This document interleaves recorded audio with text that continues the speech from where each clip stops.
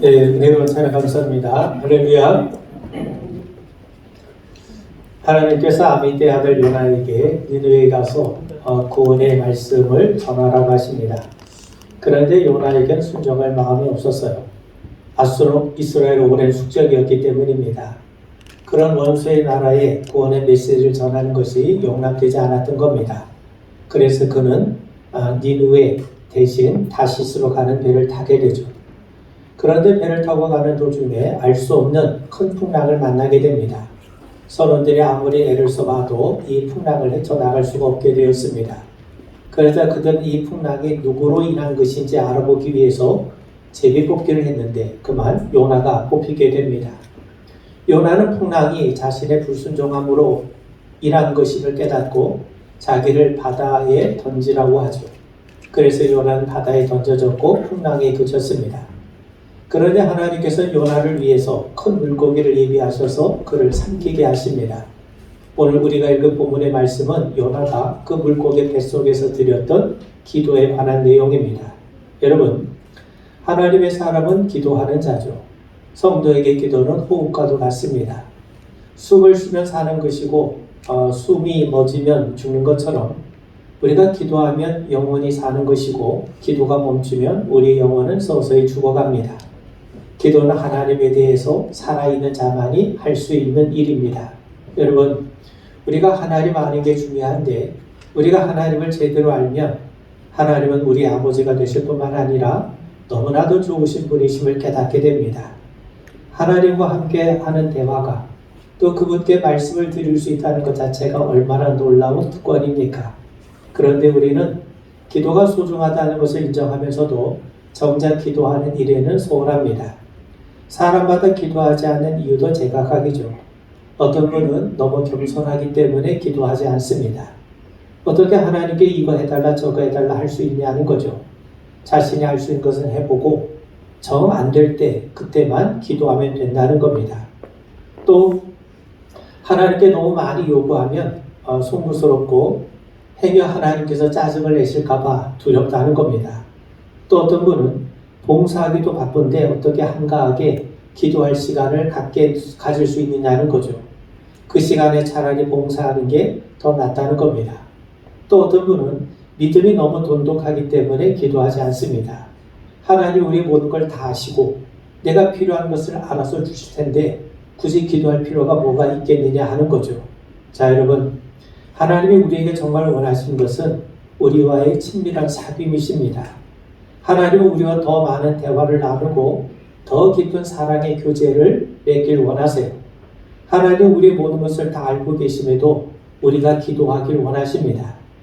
하나님이 우리에게 원하시는 것은 정말 도움을 주고받는 기계적인 관계가 아니라 서로 사랑을 나누는 관계이기 때문에 그렇습니다. 그래서 하나님은 우리를 기도의 자리로, 대화의 자리로 우리를 초대하시는 겁니다. 여러분, 자석이 쇠붙이를 끌어들이는 것처럼 하나님은 우리와 너무나도 가까이 하고 싶어서 때로 고난을 통해서라도 우리를 하나님 앞으로 이끌어 들이세요.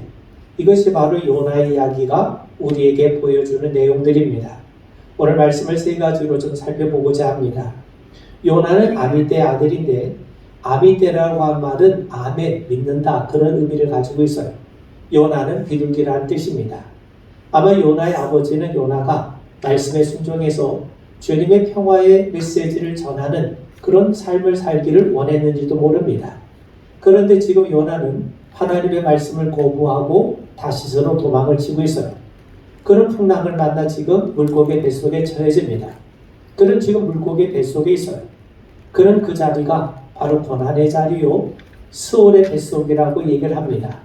우리가 읽은 본문 2절에 보면 내가 받는 고난으로 말미암아 여호와께 불러 아뢰었더니 주께서 내게 대답하셨고 내가 스올의 뱃속에서 부르짖었더니 스올의 뱃속에서 부르짖고 있다고 하는데 스올이라고 하는 말은 음부라는 뜻으로 당시 음부라고 하는 말은 극심한 고통을 겪는 자리를 상징적으로 나타내는 바로 그러한 표현입니다.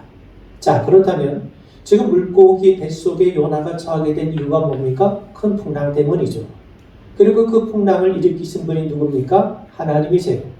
여러분 요나 1장 4절에 보면 여호와께서 큰 바람을 바다 위에 내리심에 바다 가운데 큰 폭풍이 일어나 배가 거의 깨지게 된지라 말씀하죠. 그런 의미에서 요나가 지금 물고기 뱃속 곧 극심한 고난의 현실에 처하게 된 것은 바로 요나의 불순종 때문에 그렇습니다. 그는 지금 니느웨로 가라고 하는 말씀을 거부하고 다시스로 가는 배를 타지 않았습니까? 그렇다면 요나가 지금 이러한 고난의 현실, 물고기 뱃속에 처한 현실은 바로 이 요나의 불순종에 대한 하나님의 응답이었어요. 하나님이 지금 그를 고난의 현실, 바로 이 물고기 뱃속의 자리까지 몰아가셨던 겁니다. 그리고 그 극심한 고난의 현실에서 바로 스월과 같은 자리에서 요나가 한 일은 다름 아니라 하나님 앞에 기도하는 일이었습니다. 2장 1절을 보면 요나가 물고기 뱃속에서 그의 하나님 여호와께 기도하며 라고 말씀하지 않습니까? 여러분, 해밍웨이 누구를 위하여 좋은 울리나 해서 그는 인생에서 겪을 법한 이 풍랑을 세 가지로 말을 합니다. 자연의 풍랑이 있어요. 우리가 살아가다 보면 뜻하지 않는 그런 자연의 재해를 겪는 경우가 얼마나 많이 있습니까? 지금 터키도 지금 뜻하지 않은 이 엄청난 지진에 시달리고 있죠. 또 질병의 풍랑이 있습니다. 우리 모두 정신적으로나 육체적으로나 건강하게 살길 원해요. 그러나 가끔씩 질병의 풍랑에 시달릴 때가 있습니다. 여러분, 제자들의 풍랑을 만나 두려움에 떨고 있었을 때 예수님께서 말씀 한마디로 풍랑을 멈추게 하신 것을 우리가 압니다. 그 말씀 그대로 주님이 우리를 멀미케 만드는 질병의 풍랑을 멈춰주시는 그런 은혜를 베풀어 주실 줄 믿습니다. 또 세 번째는요, 사람에게서 오는 풍랑이 있어요. 가족이나 친구들, 가까운 지인들로 인해 어려움을 겪는 일이 얼마나 많이 있습니까? 어쩌면 우리가 살아가면서 우리를 가장 힘들게 하는 것이 사람으로 인해서 받는 고통 아니겠습니까? 여러분, 예수는 바람을 불게도 하시고 멈추게도 하신 분이세요. 사람에게서 오는 풍랑도 우리 주님께서 멈춰주시게 하시길 바랍니다. 그런데 성경은 이것과 다른 또 다른 풍랑을 말씀합니다. 바로 하나님께서 보내신 풍랑, 하나님의 당신의 백성들에게 보내시는 풍랑이 있다는 겁니다. 여러분, 똑같은 풍랑 앞에서 물고기 뱃속, 즉 소울의 자리까지 처해진 사람은 요나뿐이었어요. 다른 선원들은 무사했습니다. 이처럼 하나님의 백성들에게만 임하는 풍랑이 있다는 겁니다. 여러분, 우리는 요셉을 잘 알고 있습니다. 요셉이 얼마나 많은 고난의 현실을 마주했습니까? 형들에게 배신을 당했죠. 또 애굽의 종으로 끌려왔죠.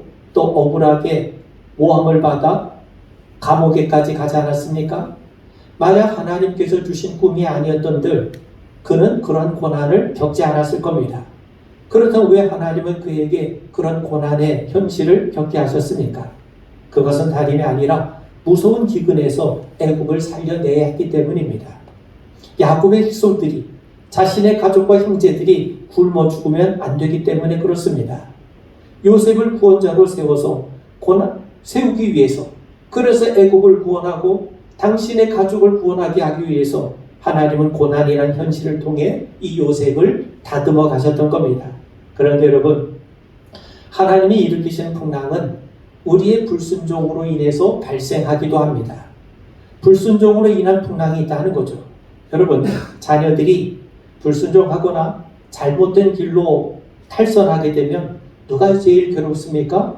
사실 부모예요. 왜 부모가 제일 괴롭습니까? 부모이기 때문에 그렇습니다. 자녀를 누구보다 끔찍하게 사랑하기 때문에 그렇죠. 달리 이유가 없습니다. 그래서 부모는 자녀가 잘못된 길로 갈 때마다 책망할 수밖에 없는 거죠. 히브리서 12장에 볼 말씀해 보시면 하나님의 아들과 같이 너희를 대우하시나니 어찌 아버지가 징계하지 않는 아들이 있으리요. 징계는 다 받는 것이거늘 너희에게 징계가 없으면 사생자요 친아들이 아니리라. 아버지이기 때문에 책망하기도 하고 징계도 하는 겁니다. 자녀들이 잘못된 길로 탈선하는 것을 팔짱 끼고 바라보는 부모가 어디 있겠습니까? 우리 하나님께서 그러하시다는 거예요. 하나님은 우리의 아버지가 되세요. 또 우리를 누구보다도 사랑하세요. 그렇기 때문에 우리가 잘못된 길로 가는 것을 그저 팔짱 끼고 묵과하실 수 없다는 겁니다. 우리가 너무나도 고집을 부리기 때문에 때로 고난의 풍랑을 통해서 우리를 붙드시고자 하는 겁니다. 여러분, 하나님은 우리를 소생시키시는 분이세요. 양은 온순한 것 같지만 아주 고집이 센 동물이라고 합니다. 목자의 인도를 받으면서도 고집스러운 양은 제멋대로 길을 가게 마련이죠. 그런데 양이 목자의 품을 잠시라도 벗어나기라도 하면 여러분 자칫 잘못하면 광야에서 길을 잃어버리게 되고 맹수의 밥이 될 수가 있어요. 그래서 목자는 이 고집스러운 양의 앞다리 하나를 일부러 부러뜨려요. 그리고 부러진 다리에 깁스를 대고 어깨에 메고 다니게 됩니다. 그때부터 양은 목자의 특별 관리, 보호를 받게 돼요. 그렇게 해야 양이 고집을 부려서 목자의 곁을 떠나지 않기 때문입니다. 여러분, 하나님께서 우리를 대하시는 방법도 이와 비슷합니다. 주님은 자신의 생명까지도 아끼지 아니하시고 우리에게 내어주시는 선한 목자 아닙니까? 우리가 목자의 곁을 떠나서 이리저리 제멋대로 다니다가 사단에게 영혼이라도 빼앗기게 되면 어떻게 되겠습니까? 그래서 주님은 때로 고난의 끈으로 우리를 묶으시는 거예요. 그렇게 함으로써 하나님을 떠나지 않게 하시고 하나님 안에서 은혜를 누리며 살게 하시는 겁니다. 여러분, 우리는 얼마나 고집스러운 양과 같습니까? 요나처럼 가야 할 니느웨로 가지 않고 엉뚱한 타시스로 가는 경우가 얼마나 많이 있습니까? 그래서 하나님께서 때로 풍랑을 부시게 하는 겁니다. 그 풍랑이 우리를 책망하고 우리를 징계하는 것 같지만 실은 하나님의 품으로 돌아오라고 하는 하나님의 애틋한 손짓과도 같습니다. 여러분, 기도가 바로 그런 겁니다. 우리는 기도를 통해 우리를 애타게 부르시는 하나님의 마음을 알게 되는 겁니다. 여러분, 탕자가 주염 열매를 먹으면서 아버지의 집으로 돌아가고자 하는 마음을 갖게 된 것처럼 우리가 기도할 때 성령님께서는 하나님께서 우리의 아버지가 되심을 깨닫게 하세요. 그리고 그분께 돌아가도록 그분께 모든 것을 우리의 삶을 내어 맡기도록 우리를 도와주시는 거예요. 여러분, 부모와 자녀도 서로 깊은 대화를 나누게 되면 부모는 자녀를 이해하게 되고 또 자녀 역시 부모의 마음을 헤아릴 수 있게 되는 것 아닙니까? 마찬가지입니다. 하나님은 기도를 통해서 성령의 감화 감동하심을 통해 우리에게 하나님이 계시고 또 우리가 하나님의 자녀임을 분명하게 알게 하신 겁니다. 사랑하는 성도 여러분, 뜻하지 않은 고통으로 어려움을 겪고 계십니까? 내가 잘못해서 겪는 고통도 있고 내 의지와는 무관하게 겪는 고통도 있게 마련입니다. 어떤 고난이든지 그 고난은 우리를 다시 하나님 앞으로 이끌게 하시는 하나님의 놀라운 섭리입니다. 고난의 현실 속에서 우리가 할 수 있는 게 뭐가 있겠습니까? 기도예요. 고난의 현실에서 하나님은 기도하게 하심으로 우리를 하나님 앞으로 나오게 하시는 겁니다. 여러분, 요나가 무엇 때문에 기도했습니까? 2절에 보면 내가 받는 고난을 인하여, 고난 때문에 기도했다는 거예요. 고난의 현실은 피한다고 피할 수 있는 게 아니죠. 부정한다고 해서 없어지는 게 아닙니다. 고민하고 염려한다고 해서 상황이 나아지는 것도 아닙니다. 그렇다면 우리가 할 수 있는 일이라고는 기도뿐이에요. 하나님께 기도하게 하시려고 하나님이 때로 고난의 풍랑을 불게 하실 때가 있는 겁니다. 하나님의 곁에 두게 하시기 위해서 때로 고난의 현실을 허락하실 때가 있는 겁니다. 여러분, 당나귀가 우물에 빠져 호적거려요. 그런데 주인이 당나귀를 건질 생각은 하지 않고 우물 안에 흙을 뿌리는 겁니다. 당나귀는 그런 주인의 저사가 야속하죠. 내가 지금까지 주인을 위해 한 일이 얼마나 많은데 나를 구할 생각은 하지 않고 흙을 뿌리다니. 당나귀는 서운한 나머지 닭똥 같은 눈물을 쭉쭉 흘리고 맙니다. 근데 참 놀라운 일이 벌어져요. 당나귀가 자기 위에 떨어진 흙을 털어낼수록 우물이 흙으로 메꿔지고 있다는 거예요. 결국 주인이 떨어뜨린 흙이 우물을 메꾸면서 당나귀는 우물 밖으로 나올 수 있게 되었다는 거죠. 주인이 떨어뜨린 흙이 사실은 당나귀를 살린 것 아닙니까? 하나님은 때로 고난이라는 방법을 통해 우리를 살리세요. 우리를 구원하십니다. 그래서 예레미야 애가 3장에 보면 주께서 인생으로 고생하게 하시며 근심하게 하심은 본심이 아니시로다. 여러분, 고난이 찾아왔습니까? 고난의 현실을 회피할 수는 없지만 기도할 수 있어요. 요나가 그러했고 다윗도 그러했고 빌립보 감옥에 갇힌 바울과 실라가 그러했습니다. 우리가 기도할 때 하나님을 찾을 때 기도 고난은 고난이 아니라 하나님의 감춰진 은총과 복을 누리는 놀라운 기회가 될 줄 믿습니다. 그래서 청교도 신앙인들은 이 고난이 변장된, 감춰진 하나님의 축복이라고 말을 했던 겁니다. 여러분, 고난이 없는 인생은 있을 수가 없습니다. 고난은 때로 우리의 삶을 의미 있고 값지게 만들기도 합니다. 우리가 고난을 원하는 건 아니지만 고난이 우리의 삶의 필수라면 우리 고난을 무조건 회피하기보다는 고난을 잘 다스려야 됩니다. 함께 공생하는 법을 배워야 됩니다. 그 고난을 통해서 우리에게 주시고자 하신 유익이 뭔지를 발견해낼 줄 알아야 됩니다. 흔히 음식의 맛을 간맛이라고 하지 않습니까? 때로 맵고 짠 음식이 입맛을 돋굴 때가 있어요. 마찬가지로 고난으로 인해서 우리는 삶의 깊이를 더해갈 수가 있습니다. 특히 하나님이 주시는 고난 안에는 하나님의 복이 담겨 있어요. 비록 우리가 불순종하고 잘못해서 고난을 겪더라도 하나님은 그 고난을 통해 우리를 아름답게 다듬어 가시고 복의 통로로도 삼으십니다. 하나님은 고난까지도 합력하여 선을 이루신 분이세요. 그렇다면 고난이 찾아올 때 우리가 할 일은 무슨 일이겠습니까? 하나님 찾는 거예요. 하나님 앞에 기도하는 겁니다. 여러분, 다급한 순간이 닥치면 누군가의 도움을 찾으려고 하지 않습니까? 아이들도 급할 땐 엄마를 부르지 않습니까? 중대한 수술을 눈앞에 둔 상태에서 기도하는 것 당연한 것 아닙니까? 죽음의 문턱에 이르면 누구나 신을 찾는다고 그럽니다. 이처럼 위급한 순간, 이처럼 다급한 순간에는 기도할 수밖에 없어요. 이게 바로 우리들의 정직한 모습이요 실상입니다. 여러분, 인간의 어리석음이 뭔지 아십니까? 하나님을 떠날 수 있다는 생각, 하나님 없이도 살 수 있다는 생각이에요. 시편 14편 1절에 보면 어리석은 자는 그 마음에 이르기를 하나님이 없다 하는도다. 사단은 어리석은 삶으로 우리를 이끌어요. 선악과를 따먹으면 하나님처럼 된다고 우리를 속입니다. 하나님처럼 돼서 하나님 없이 살라는 거죠. 사단은 그렇게 우리를 속입니다. 하나님 없이 살라고 합니다. 선악과를 찾기 위해서 하나님을 떠나라고 다그칩니다. 그래서 요나는 니느웨가 아니라 다시스로 도망을 친 거예요. 왜 다시스로 갔습니까? 1장 3절에 보면 여호와의 얼굴을 피하기 위해서라고 말씀해요. 다시스로 가면 하나님 안 보고 살 줄 알았던 거죠. 하나님 없이 살 수 있다고 여겼던 거죠. 이게 바로 인간의 어리석은 모습이라고 말씀합니다. 그런데 정말 우리가 하나님을 피해 살 수 있습니까? 하나님 없이 살 수 있단 말입니까? 시편 139편에 보면 내가 주의 영을 떠나 어디로 가며 주의 앞에서 어디로 피하리이까? 내가 하늘에 올라갈지라도 거기 계시며 수월에 내 자리를 펼치라도 거기 계시니이다. 내가 새벽 날개를 치며 바다 끝에 가서 거주할지라도 거기서도 주의 손이 나를 인도하시며 주의 오른손이 나를 붙드시리이다. 한마디로 말하면 하나님을 피해 도망칠 수 없다는 거예요. 왜 그렇습니까? 하나님에게서 도망을 치면 결국 우리가 사단에게 잡혀서 사단에게 걸려 죽기 때문이에요. 그래서 하나님에게서 도망칠 수 없도록 하나님께서 우리를 바라보시는 거예요.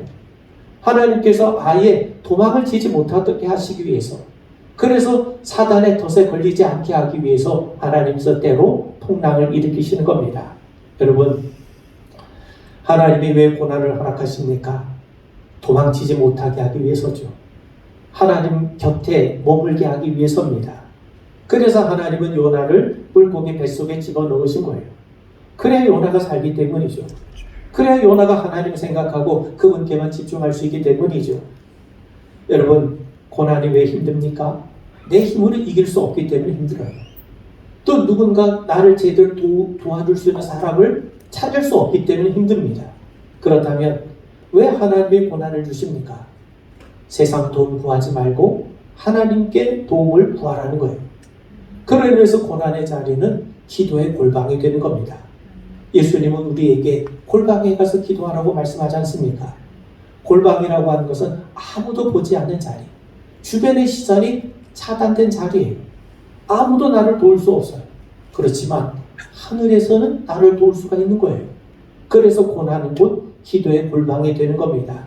여러분, 사람들이 많이 운집한 곳에서는 소음 때문에 대화에 집중할 수 없어요.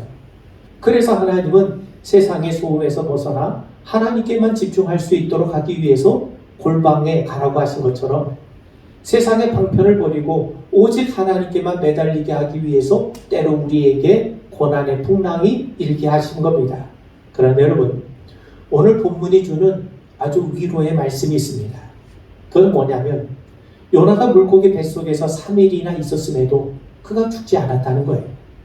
그 물고기가 어떤 종류인지 우리가 정확히 알 수는 없지만 사람을 삼킬 정도라면 고래가 되지 않았나 싶습니다. 그런데 고래는요, 소화력이 아주 왕성한 동물이에요. 뭐든지 집어삼키면 4시간이면 뼈까지 소화시킬 수 있는 아주 그런 동물이 고래라고 합니다. 그런데 요나는 물고기 뱃속에서 3일이나 있었음에도 불구하고 소화되지 않았고 고래가 스스로 토해냈다는 사실입니다. 여러분, 왜 그렇습니까?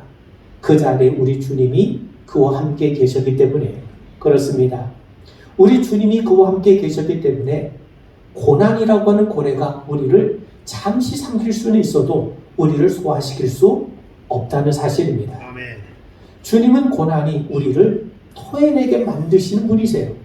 여러분, 바빌론을 끌려갔던 사드락 메삭 아벳느고가 우상에게 절하지 않는다는 이유 때문에 뜨거운 불무불에 들어갔어요.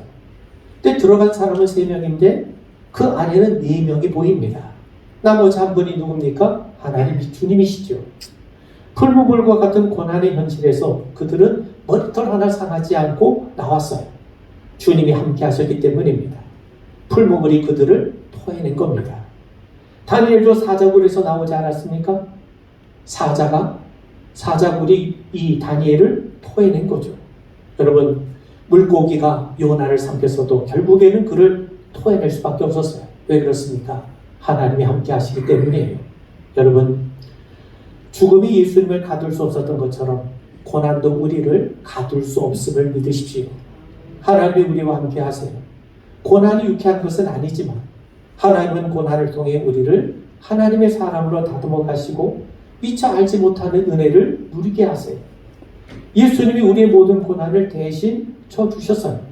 그래서 고난이라고 하는 것은 잠시 우리는 삼킬 수 있지만 우리를 소화시키지 못하고 결국 우리를 토해낼 수밖에 없게 되는 겁니다. 여러분, 진짜 다이아몬드와 가짜 다이아몬드를 구별하는 방법은 간단하다고 합니다.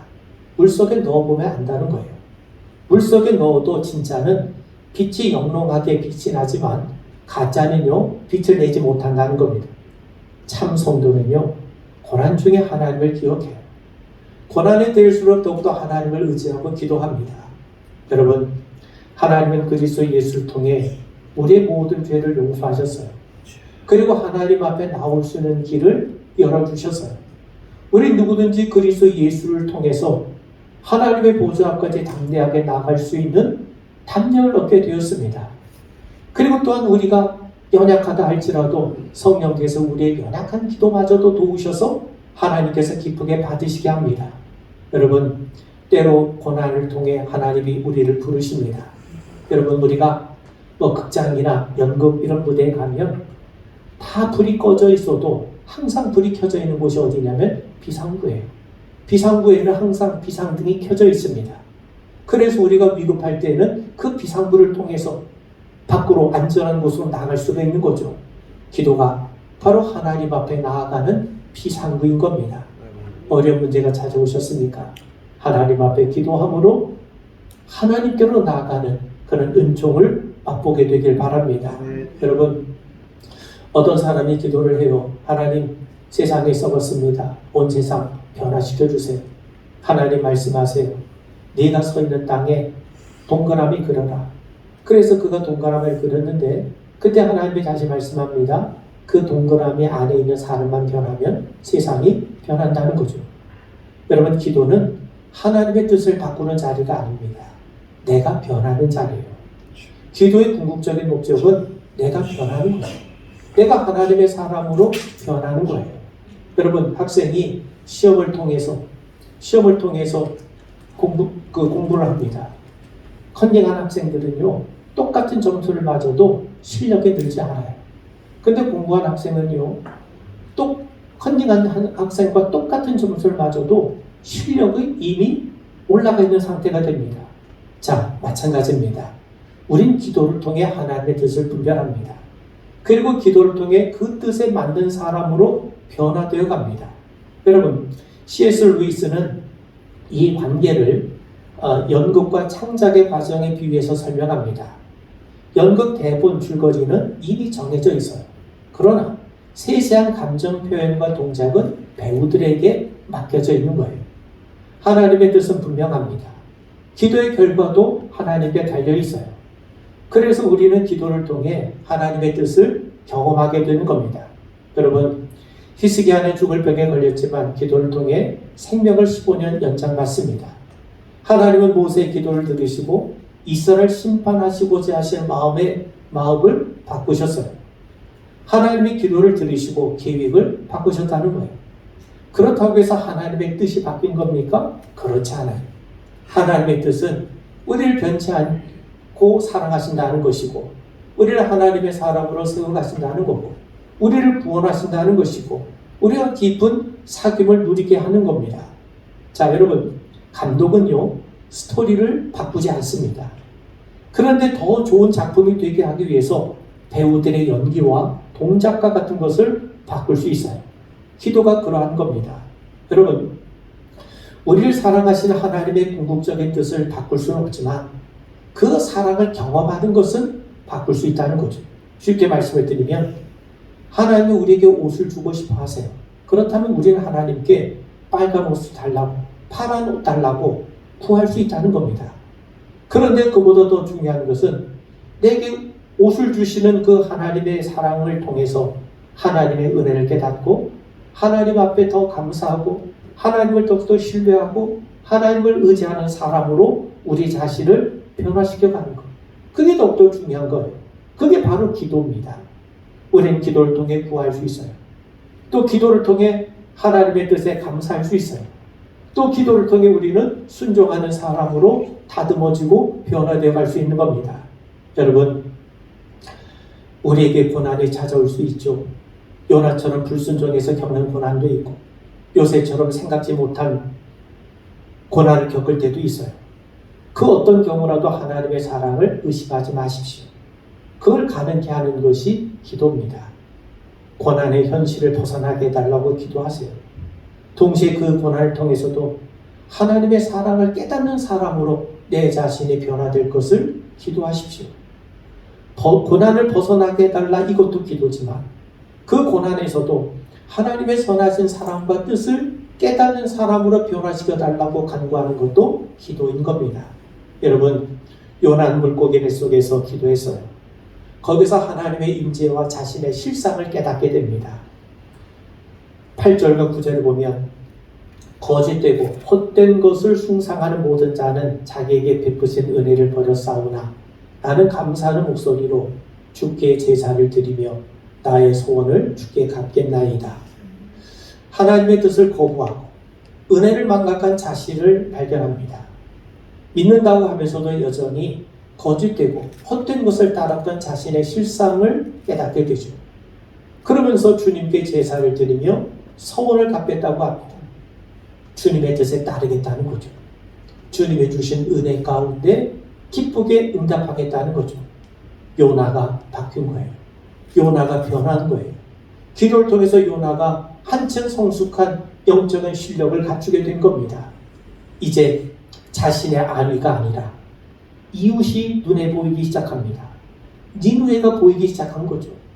그래서 자신을 부르신 하나님의 뜻과 은혜를 붙들고 이제 살겠다는 겁니다. 기도의 목적이 여기 있는 거예요. 기도의 목적은 응답이죠. 근데 가장 큰 응답은 내가 영적인 사람으로 하나님의 뜻에 순종하는 사람으로 내가 달라지고 변화되는 거예요. 그것이 바로 진정한 기도의 목적이요 열매인 겁니다.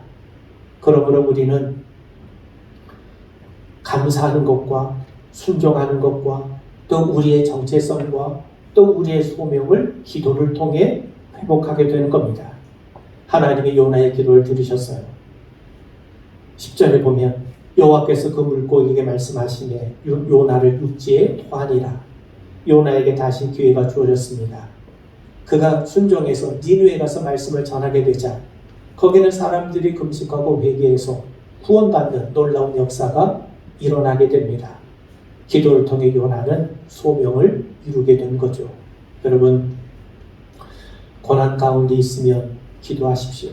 사박에 막혀 답답할 때 눈을 들어 하나님을 바라봐야 합니다. 요나는 기도했어요. 기도는 하나님께로 우리의 인생의 방향을 돌리는 겁니다. 요나처럼 우리도 인생의 풍랑 속에서 살아계신 하나님, 구원의 하나님을 만나게 될 겁니다. 하나님이 세상의 모든 것, 심지어 내가 당하는 고난까지도 하나님의 다스림 가운데 있음을 발견하게 될 겁니다. 잠언 3장 6절 말씀이 우리에게 말씀하죠. 너는 범사의 그를 인정하라. 그리하면 네 길을 지도하시리라. 우리가 하나님을 믿는다면 불평의 소리를 내려놓고 기도하십시오. 사람의 도움을 받아봐야 다 고만고만합니다. 하나님 도우심을 받아야 됩니다. 여러분, 그리고 기억하세요.